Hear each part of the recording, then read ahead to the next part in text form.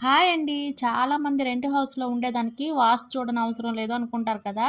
ఏమైనా వాస్తు లోపాలున్నా ఇంటి ఓనర్స్‌కి ప్రాబ్లమ్ కానీ మనకెందుకుంటాయి అనుకుంటాము. మేము అలాగే అనుకున్నాము. అయితే మేము ఆ ఇంట్లోకి వచ్చాక ఆర్థికంగా, ఆరోగ్యంగా, మానసికంగా, హెల్త్ పరంగా అన్ని రకాలుగా ప్రాబ్లమ్స్ అయితే ఫేస్ చేశాము.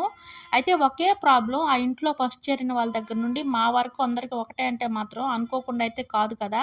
అయితే మేము ఫస్ట్ నుండి చూస్తున్నాం కదా! ఆ ఇంట్లోకైతే రావడం నాకిష్టం లేదు. మా వారు కన్విన్స్ చేశారు.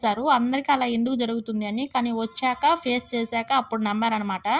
నాకు 1 మినిట్‌లో అంత చెప్పాలంటే కుదరదండి. మీకు ఉపయోగపడుతుంది. మీరు ఏమైనా తెలుసుకోవాలనుకుంటే లైక్ చేసి కామెంట్ చేయండి. లైక్స్, కామెంట్స్‌ని బట్టి ఖచ్చితంగా చెప్తాను.